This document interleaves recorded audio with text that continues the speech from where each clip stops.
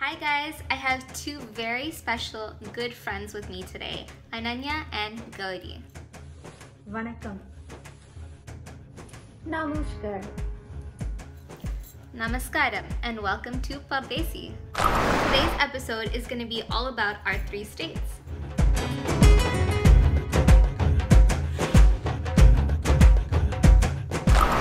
And incorporating our cultural traditions and ideas into a modern lifestyle. That's right.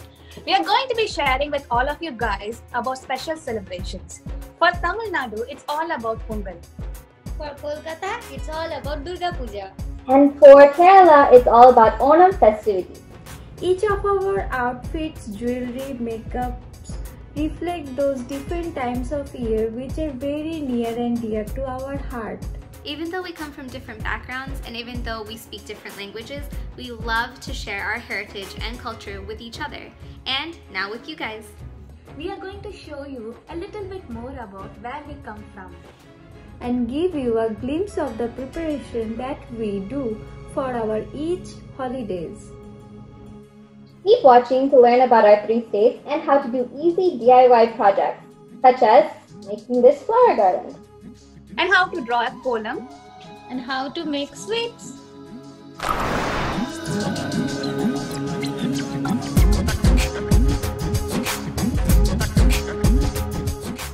Let's get to know a little about the state of Kerala.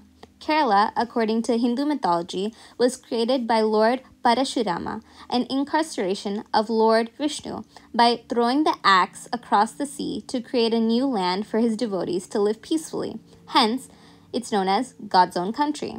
Kerala is a state on the southwest Malabar coast of India. It was formed on November 1st, 1956.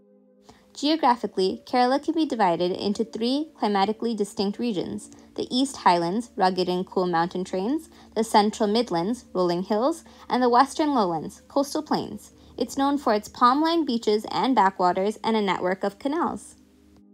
One of the festivals celebrated by all Keralites is Onam. Onam is a harvest festival celebrated by the people of Kerala, reminiscent of the state's agricultural past. It commemorates the annual visit of a mythical king known as Mahabali, who is considered to have ruled ancient Kerala.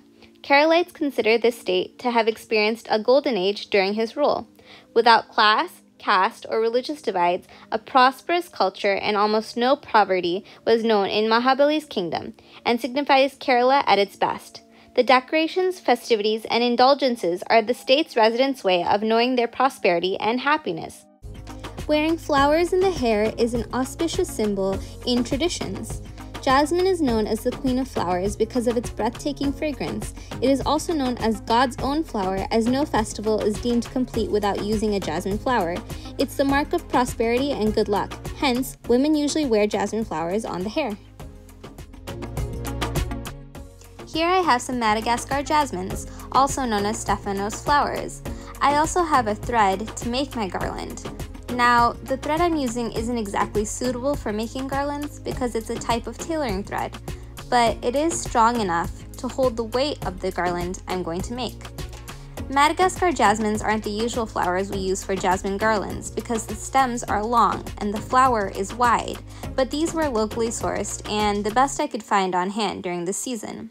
I got a pack of 200 flowers and I want to remove all of the leaves and then loop the thread and tie a knot as a starting point.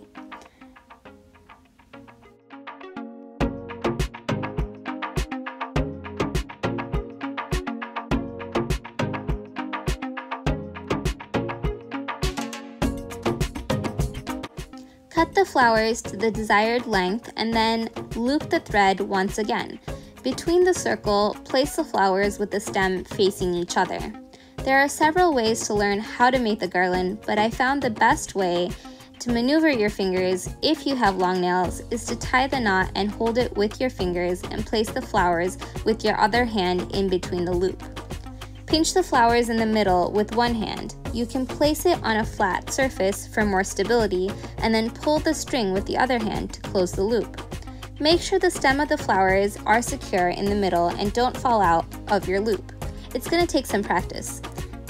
Keep repeating this loop step until you get your desired garland length, and then tie a closure knot. It's normal to see a few flowers fall out of the garland, so don't worry if there's a few gaps. You can always double the garland to get a fuller look in your hair. Then you can dunk it in an ice bath and put it in a Ziploc to seal in the freshness and prolong the use.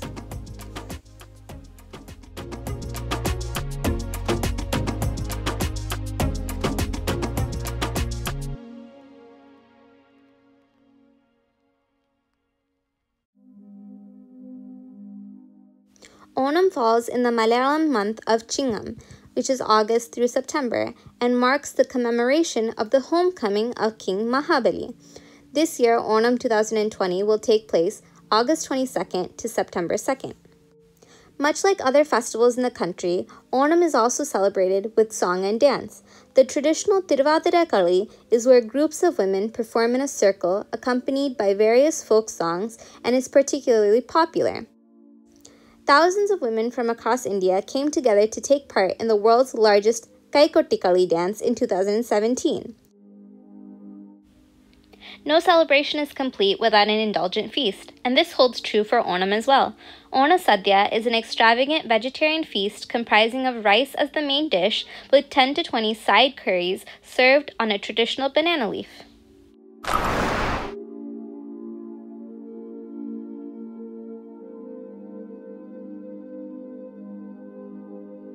Today I'm going to talk about Tamil culture and most importantly the famous Tamil festival called Pongal. Tamil Nadu lies in the southernmost part of India and it is well known for its ancient culture, heritage, Carnatic music and classical dance Bharatanatyam. Tamil Nadu has been ruled by magnificent dynasties such as Seras, Cholas, Pandyas and flourished as a trade capital in Asia for multiple centuries. Its official language is Tamil, which is one of the oldest languages in this world and contains one of the finest selection of literary works known to mankind. The stunning architecture of temples in Tamil Nadu, particularly the unique monumental towers called as Gopurams, are so mesmerizing and few of these temples are declared as UNESCO World Heritage Sites. Tamil culture is known for eventful festivities and Pongal, also called Tamilar Tirunal, is one of the most popular harvest festivals in Tamil Nadu.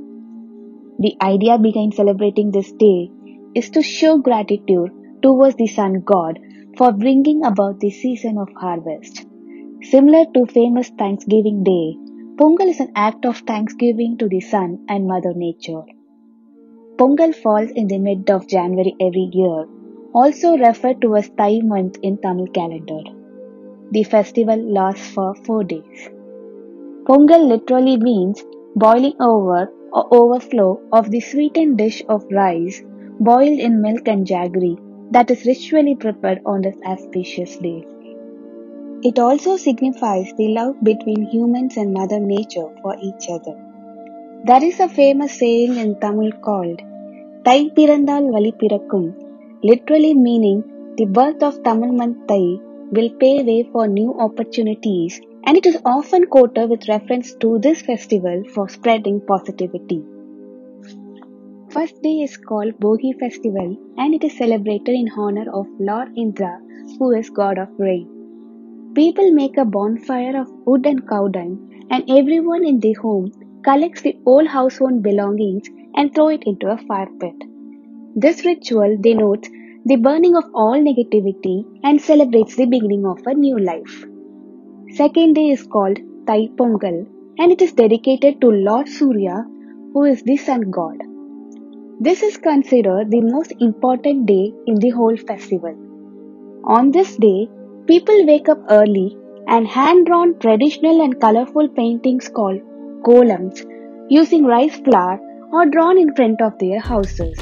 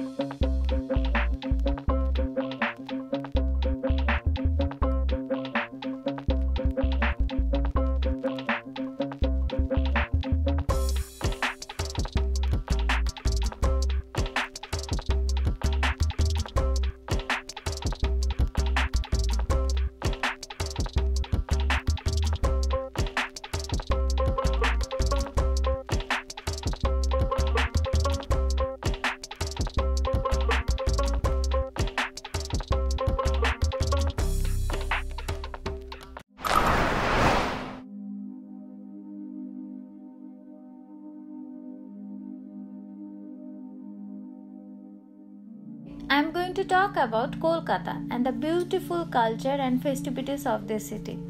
Kolkata, formerly known as Calcutta, is the educational, commercial and cultural center of the eastern part of India. It has spread linearly along the banks of Hooghly River. The city is a pioneer in the field of drama, arts, theatre and literature with several Nobel laureates such as Amartya Sen, Rabindranath Tagore, Mother Teresa contributing to the Kolkata culture. It has been nominated by the government for attaining the UNESCO Intangible Cultural Heritage status for the year 2020. We celebrate Durga Puja to honor the good over evil or light over darkness. This is the time when every Bengali eagerly waited for a long time and celebrated it with more joy and happiness. Evening Aarti ritual is done. On Mahaashtami, all the Bengalis perform a traditional folk dance known as Dhunuchi Nach in front of the goddess in order to gratify her. This dance is performed on the musical beats of drums or dhak while holding a clay pot filled with burning coconut, covering and camphor. On the 9th day or Mahanavami, worship the goddess is completed with the Maha Aarti, symbolizing the ending of the major rituals and prayers. On this day, Goddess Durga is worshipped as Mahishasur-Mardini, which literally means the slayer of buffalo demon or Mahisasur. Goddess Durga goes back to her husband's dwelling and so her statues are taken for immersion in the river Ganges. All married women offer red vermilion and sweets.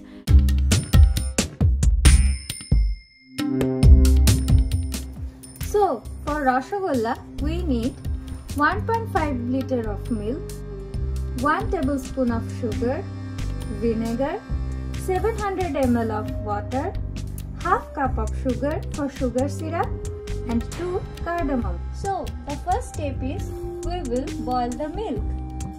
Now, let the milk come to a rolling boil and then switch off the flame and let it cool for 5 minutes.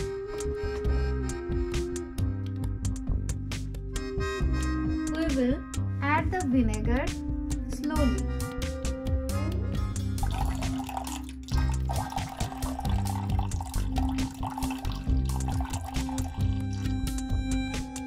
And keep it for 5 more minutes. Adding the vinegar, you can see the milk has curdled.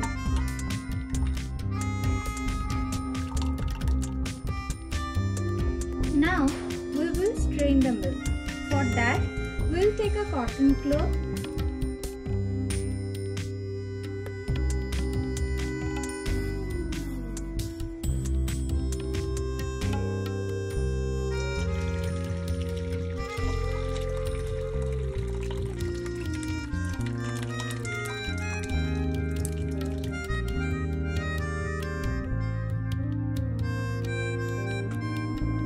We will strain the water from the milk completely.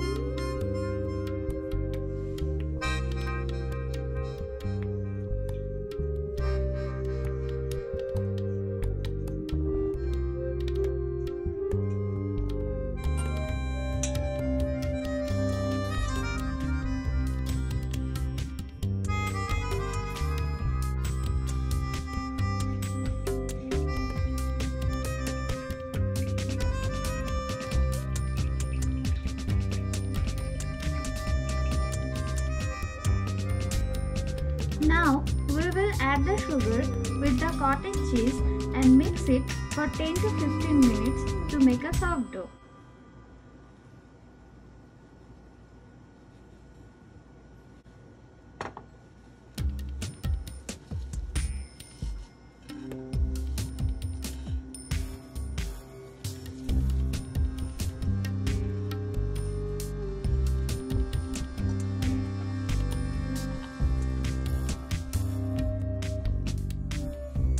As the dough is soft enough, now we will make small rasgulla balls out of it.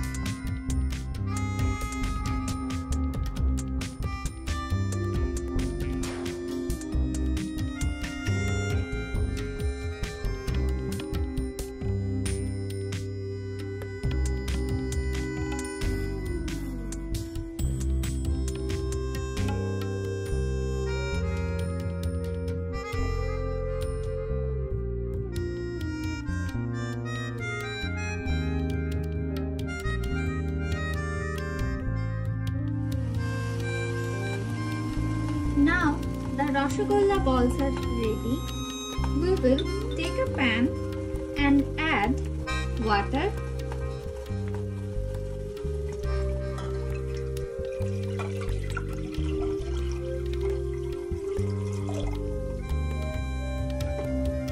half cup of sugar,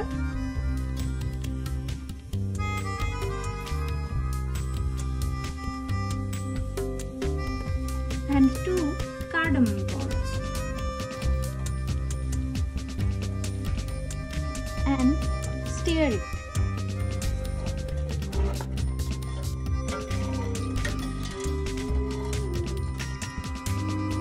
We will let the water boil for few minutes in high flame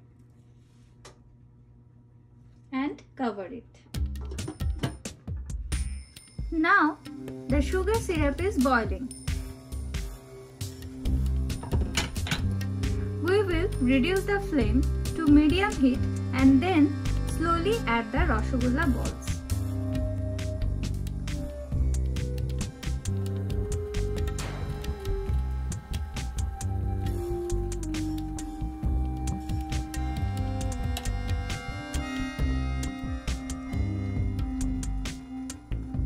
And then cover it for few more minutes.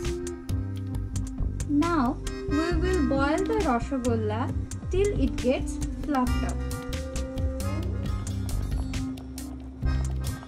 As the Rasgulla have fluffed up and the sugar syrup has reduced, now we will switch off the flame and keep it overnight for the Rasgullas to soak in the sugar syrup nicely.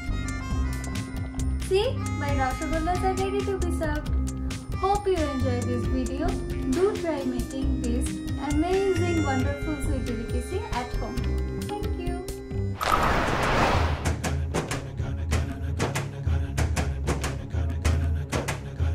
So sad that we have to miss it here in the US. Of course, there is no place like home filled with love and warmth of family, but here in US we do celebrate.